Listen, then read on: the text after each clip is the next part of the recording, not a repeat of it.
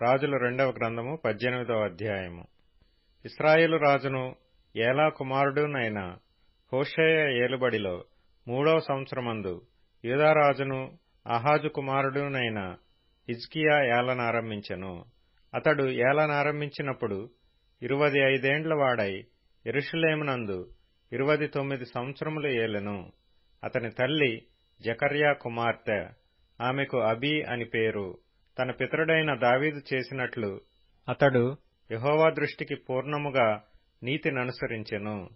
ఉన్నత స్థలములను కొట్టివేసి, విగ్రహములను పగులగొట్టి, దేవతాస్తంభములను పడగొట్టి, మోషే చేసిన ఇత్తడి సర్పమును చిన్నాభిన్నములుగా చేసెను. దానికి ఇశ్రాయేలీయులు నెహుష్టూనను పేరు పెట్టి దానికి ధూపము వేయుచు వచ్చియుండిరి. అతడు ఇశ్రాయేలీయుల దేవుడైన యెహోవాయందు విశ్వాసముంచినవాడు. అతని తరువాత వచ్చిన యూదా రాజులలోనూ అతని పూర్వీకులైన రాజులలోనూ అతనితో సమమైన వాడు ఒకడునూ లేడు. అతడు యెహోవాతో హత్తుకొని ఆయనను వెంబడించుటలో వెనుక తీయక ఆయన మోషేకు ఆజ్ఞాపించిన ఆజ్ఞలన్నిటినీ గైకొనుచుండెను. కావున యెహోవా అతనికి తోడుగా ఉండెను. తాను వెళ్లిన చోటనెల్లా అతడు జయము పొందెను. అతడు అష్షూరు రాజునకు సేవ చేయకుండా అతని మీద తిరుగబడెను.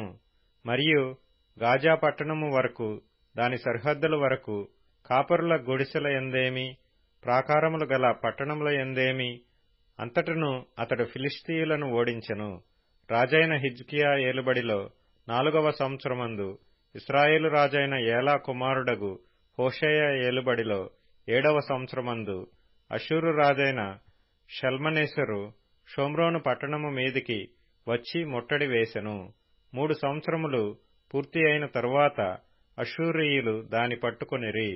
హిజ్కియా ఏలుబడిలో 6వ సంవత్సరమందు ఇశ్రాయేలు రాజైన హోషేయ ఏలుబడిలో 9వ సంవత్సరమందు షోమ్రోను పట్టణము పట్టబడెను. తమ దేవుడైన యెహోవా సెలవిచ్చిన మాట వినని వారై ఆయన నిబంధనకును ఆయన సేవకుడైన మోషే ఆజ్ఞాపించిన దానంతటికిని లోబడక అతిక్రమించియుండిరి.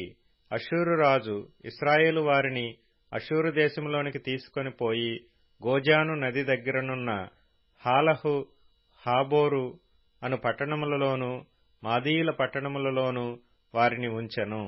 రాజైన హిజ్కియా ఏలుబడిలో 14వ సంవత్సరమందు అష్షూరు రాజైన సన్హెరీబు యూదాదేశమందున్న ప్రాకారములు గల పట్టణములన్నిటి మీదికి వచ్చి వాటిని పట్టుకొనగా, యూదారాజైన హిజ్కియా లాకీషు పట్టణమందున్న అష్షూరు రాజునొద్దకు దూతలను పంపి, నా వలన తప్పు వచ్చినది, నా యొద్ద నుండి తిరిగి నీవు వెళ్లిపోయిన ఎడల నా మీద నీవు మోపిన దానిని నేను భరించుదునని వర్తమానము చేయగా, అష్షూరు రాజు యూదారాజైన హిజ్కియాకు 600 మణుగుల వెండియు 60 మణుగుల బంగారమును జుల్మానాగా నియమించెను.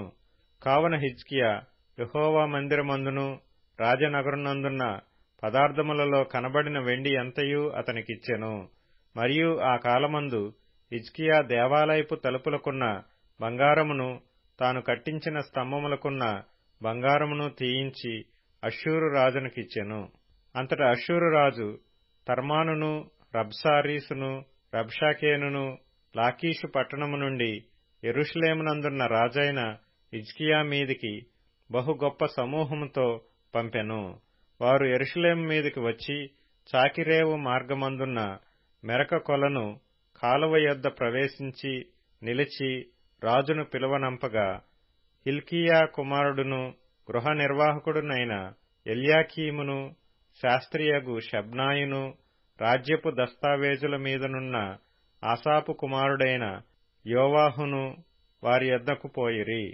అప్పుడు రబ్షాకే వారితో ఇట్లనెను, ఈ మాట హిజ్కియాతో తెలియచెప్పుడు, మహారాజైన అష్షూరు రాజు సెలవిచ్చినదేమనగా, నీవు ఇలాగు చెప్పవలెను, నీవు నమ్ముకొను ఈ ఆశ్రయాస్పదము ఏపాటి ప్రయోజనకారి. యుద్ధ విషయములో నీ యోచనయు నీ బలమును వట్టి మాటలే. ఎవని నమ్ముకొని నా మీద తిరుగుబాటు చేయుచున్నావు? నలిగిన రెల్లు వంటి ఈ ఐగుప్తును నీవు నమ్ముకొనుచున్నావు గదా. ఒకడు దానిమీద ఆనుకొన్న ఎడల అది వాని చేతికి గుచ్చుకొని దూసిపోవును. ఐగుప్తు రాజైన ఫరో అతన్ని నమ్ముకొను వారికందరికినీ అట్టివాడే. మా దేవుడైన యెహోవాను మేము నమ్ముకొనుచున్నామని మీరు నాతో చెప్పెదరేమో. సరే, యెరూషలేమందున్న ఈ బలిపీఠమునొద్ద మాత్రమే మీరు నమస్కారము చేయవలెనని యూదావారికిని యెరూషలేము వారికిని ఆజ్ఞ ఇచ్చి హిజ్కియా ఎవని ఉన్నత స్థలములను బలిపీఠములను పడగొట్టెనో ఆయనే గదా యెహోవా. కావున చిత్తగించి అష్షూరు రాజైన నా ఏలిన వానితో పందెము వేయుము. 2000 గుర్రముల మీద రౌతులను ఎక్కించుటకు నీకు శక్తియున్న ఎడల నేను వాటిని నీకిచ్చెదను. అట్లయితే నా యజమానుని సేవకులలో అత్యల్పుడైన అధిపతియగు ఒకనిని నీవేలాగు ఎదిరింతువు? రథములను రౌతులను పంపునని ఐగుప్తురాజును నీవు ఆశ్రయించుకొంటివే. యెహోవా సెలవునొందకయే ఈ దేశమును పాడుచేయుటకు నేను వచ్చితినా? లేదు, ఆ దేశము మీదికి పోయి దాని పాడు చేయమని యెహోవా నాకు ఆజ్ఞ ఇచ్చెను అనెను.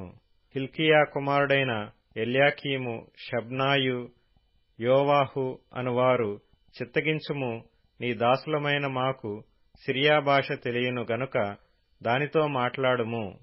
ప్రాకారము మీదనున్న ప్రజల వినికిడిలో యూదుల భాషతో మాట్లాడకుమని రబ్షాకేతో అనగా, రబ్షాకే ఈ మాటలు చెప్పుటకై నా యజమానుడు నీ యజమానుని యొద్దకును నీ యొద్దకును నన్ను పంపెనా? తమ మలమును తినునట్లును తమ మూత్రమును త్రాగునట్లును మీతో కూడా ప్రాకారము మీద కూర్చున్న వారి యొద్దకును నన్ను పంపెను గదా అని చెప్పి గొప్ప శబ్దముతో యూదా భాషతో ఇట్లనెను. మహారాజైన అష్షూరు రాజు సెలవిచ్చిన మాటలు వినుడి. రాజు సెలవిచ్చినదేమనగా, హిజ్కియా చేత మోసపోకుడి. నా చేతిలో నుండి మిమ్మును విడిపింప శక్తి వానికి చాలదు. యెహోవాను బట్టి మిమ్మును నమ్మించి యెహోవా మనలను విడిపించును. ఈ పట్టణము అష్షూరు రాజు చేతిలో చిక్కకపోవునని హిజ్కియా చెప్పుచున్నాడే. హిజ్కియా చెప్పిన మాట మీరంగీకరింపవద్దు. అష్షూరు రాజు సెలవిచ్చినదేమనగా, నాతో సంధి చేసుకుని నా యొద్దకు మీరు బయటికి వచ్చిన ఎడల మీలో ప్రతి మనిషి తన ద్రాక్ష చెట్టు ఫలమును తన అంజూరపు చెట్టు ఫలమును తినుచు తన బావి నీళ్లు త్రాగుచూ ఉండును. అటు పిమ్మట మీరు చావక బ్రతుకున్నట్లుగా మేము వచ్చి మీ దేశము వంటి దేశమునకు, అనగా గోధుమలను ద్రాక్షరసమును గల దేశమునకును, ఆహారమును ద్రాక్ష చెట్లును గల దేశమునకును, ఒలీవ తైలమును తేనెయును గల దేశమునకును మిమ్మును తీసుకొని పోవుదును. అచట మీరు సుఖముగా నుందురు. కావున యెహోవా మిమ్మును విడిపించునని చెప్పి హిజ్కియా మీకు బోధించు మాటలను వినవద్దు.